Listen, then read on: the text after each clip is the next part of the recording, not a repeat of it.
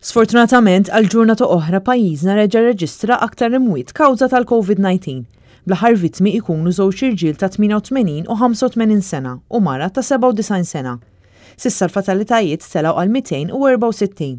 264 familji li dan il-virus ħasset il-ħajja ta' xi ħadd għażiż għalihom. Fl-aħħar sigħat kienu reġistrati 185 każ ġdid pożittiv, bit-total ta' każi attivi issa jlaħħaq l-2695.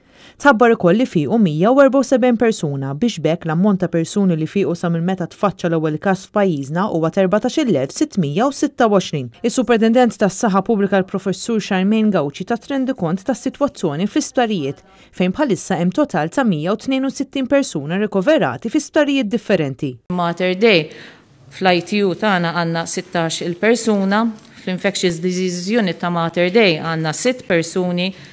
F'wards oħrajn ta' Mater Day attrazzati għal Covid hemm 44 persuna, Boffa hemm 10, St. Thomas hemm 9, Karen Grek Rehab hemm 13 il-persuna attiva, il-Good Samaritan li jżomm dawk il-pazjenti li huma Covid positive mid-djar tal-anzjani hemm 43 bħalma qegħdin taraw ukoll bil-mod niżlin. Mount Carmel hemm 10 persuni attivi u l-Isptar Ġenerali ta' Għawdex hemm 11 persuna. Charmaine Gawci qalet li f'pajjiżna bħalissa għaddej it-tilqim tal-healthcare workers kif ukoll fid-djar tal-anzjani. Għaddej ukoll it-tilqim għal dawk l-anzjani li għandhom il-fuq minn 85 sena, kif ukoll pazjenti li qed jieħdu l-kimoterapija.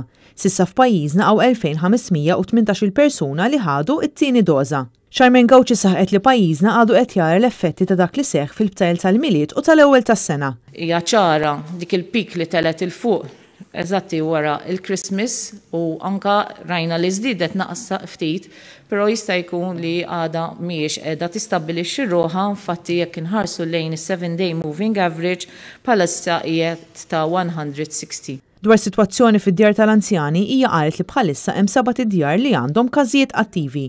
Hija qalet li l-ikbar clusters jibqgħu dawk li qed jieħdu l-virus mingħand il-qraba mill-attivitajiet soċjali kif ukoll minn fuq il-post tax-xogħol. Is-Superintendent tas-Saħħa Pubblika wriet it-tħassib tagħha għal fatt li f'dawn l-aħħar jiem kien hemm żieda ta' każi pożittivi f'dawk li għandhom il fuq minn 60 sena. Ħaġa li rridu noqogħdu ħafna attenti u nerġa' nappella lill-anzjani biex noqogħdu attenti fejn imorru li dejjem jekk noħorġu għal dak li huwa bżonn jus imma jekk noħorġu insibu postijiet fejn inkunu iktar ma jkunx hemm nies u ma jkunx hemm folol. Hija tenet l-appell tagħha sabiex kulħadd jibqa' jsegwi l-miżuri ta' mitigazzjoni. Avolja għaddejjin bit-tilqim anke dawk in-nies li diġà tlaqmu, anke dawk in-nies li diġà wkoll ħadu t-tieni doża importanti nibqgħu nsegwu l-miżuri. Dwar l-attivitajiet sportivi, il-Professur Charmaine Gawci qalet li għalissa għadu mhux il-waqt li l-logħbiet tal-futbol Malti jibdew jilqgħu lil partitarji fil-ground. Hija ħeġġet il-partitarji Ħamruniżi li kienu preżenti għaċ-ċelebrazzjoni spontanja ta' din il-ġimgħa sabiex imorru jagħmlu swab test.